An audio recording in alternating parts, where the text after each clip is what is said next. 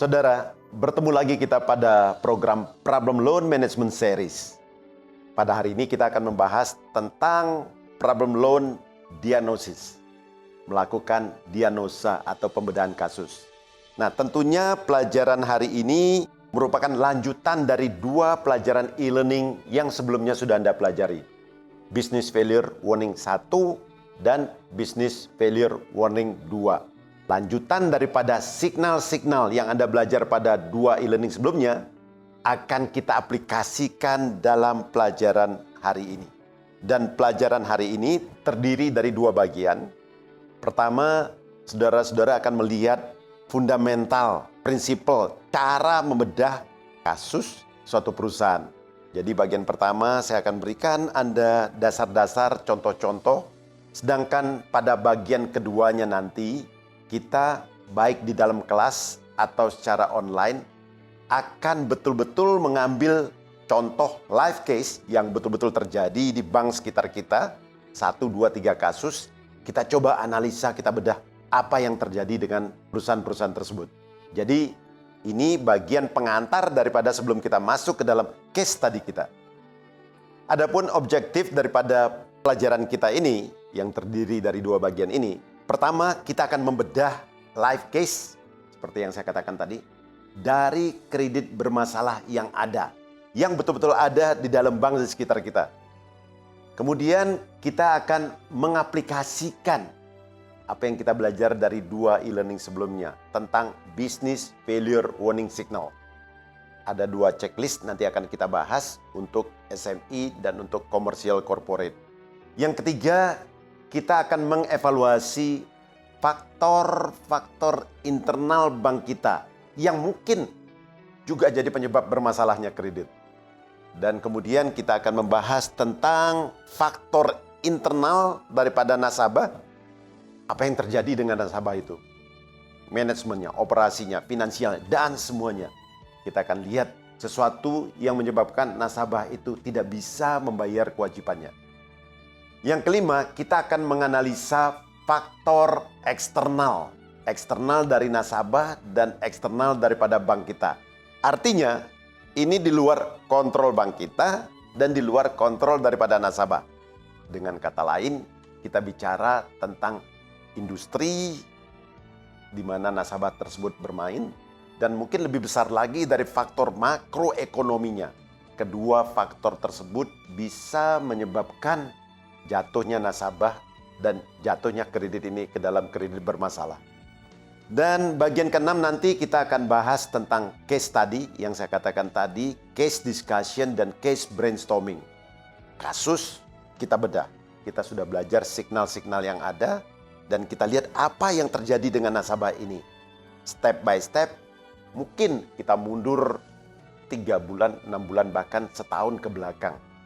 Adakah signal-signal yang sudah keluar di situ dan apa yang terjadi dengan nasabah? Dan perlu Anda ingat, signal bukan selalu berarti atau bukan pasti suatu penyakit. Dan kita akan sharing experience kita baik dari kami dan saya harapkan dari peserta semua melalui account-account nasabah yang dihandle oleh Anda atau bank Anda. Mari kita belajar semua. Dan yang terakhir, kedelapan, mari kita ambil hikmahnya. Lesson to be learned dari kasus-kasus yang kita bedah ini. Apa yang harus kita lakukan? Saudara, mari kita bahas latar belakang daripada problem loan management ini. Berikut business failure warning signalnya. Apa prinsip-prinsip yang harus kita ketahui dan kita aplikasikan? Pertama, saya ingin ingatkan kepada Anda semua. Jika Anda sekarang seorang credit marketing officer atau account officer, Anda kurang lebih seperti dokter umum yang mengelola pasien yang rutin datang. Dan dalam hal ini, mungkin pasien Anda kunjungi setahun sekali dalam keadaan normal. Nah, dalam hal kita sekarang membahas tentang nasabah-nasabah yang sudah bermasalah, kurang lebih NPL, non-performing loan, maka Anda dituntut untuk jadi dokter spesialis yang ilmu silatnya, ilmu kedokterannya pasti lebih tinggi dari dokter biasa. Karena Anda harus menangani pasien-pasien sekarang yang sudah bermasalah. Jadi dari Anda dituntut, pertama, skill Anda tentang kredit analisis harus lebih dalam. Kemudian pemeriksaan, pengecekan kepada nasabah, kepada pasien Anda harus Anda lakukan lebih rutin. Jadi kita katakanlah, kita sebagai orang awam, mungkin kita melakukan medical check. Medical check, minimum setahun sekali lah kita cek. Ronsen, cek darah, dan sebagainya. Lah, seandainya pasien Anda sudah mulai sakit, batuk, pilek, sakit kepala yang serius, Anda akan melakukan pengecekan yang lebih dalam lagi dan lebih intensif. Mungkin bukan setahun sekali. Kalau itu berlarut-larut, mungkin 6 bulan sekali, 3 bulan sekali. Tambah lagi penyakitnya lebih serius lagi. Mungkin setiap bulan Anda harus mengunjungi pasien Anda. Jadi, semakin parah pasien kita, semakin sering kita melakukan pengecekan atau pemeriksaan. Jadi, kegagalan atau masalah yang timbul. Pertama, karena kegagalan daripada credit marketing officer untuk membuat proposal kredit, menganalisa kredit secara detail dan baik. Nah, dalam hal ini saya tidak menyalahkan langsung orangnya, tapi mungkin soldier, tentara yang kita kirim ke lapangan untuk perang, skillnya belum mateng. Dan bagi sebagian bank, kadang-kadang dibikin training-training yang instan, sehingga skill kemampuan dari seorang credit marketing officer tersebut dalam melakukan analisa masih sangat cetek, masih sangat terbatas. Tetapi juga terjadi di mana proposal kredit dibikin asal-asalan, asal jadi, asal cepat, supaya dapat approval yang cepat.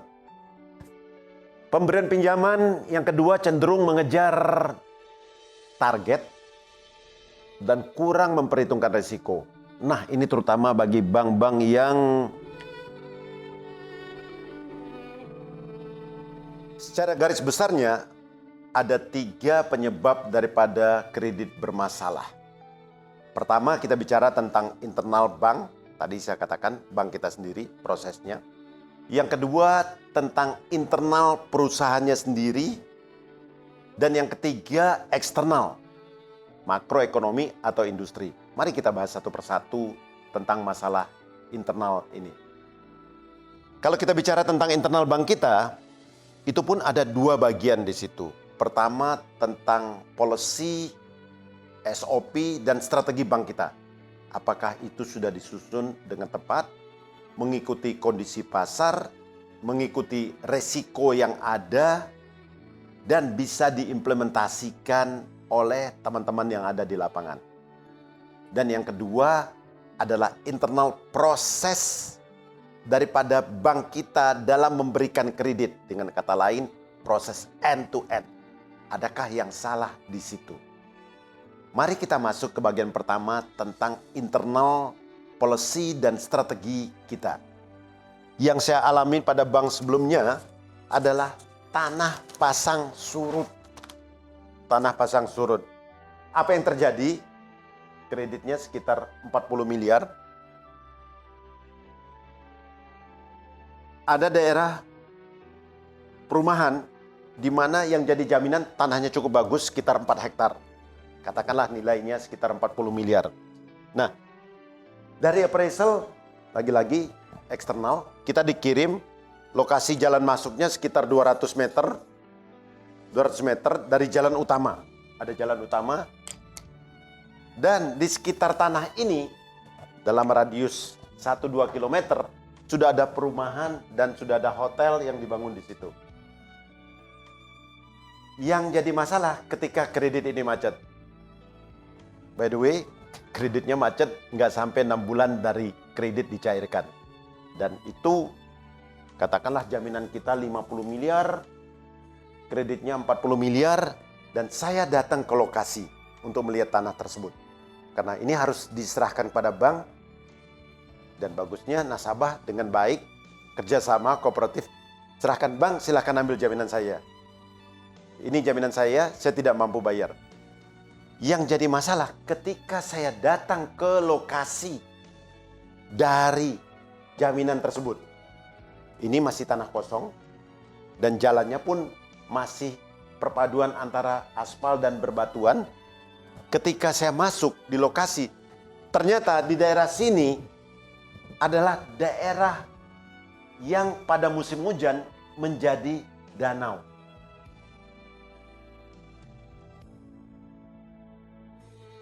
Yang ke-12, di mana industri, di mana nasabah kita berada, ya, ini sudah mulai ditinggalkan.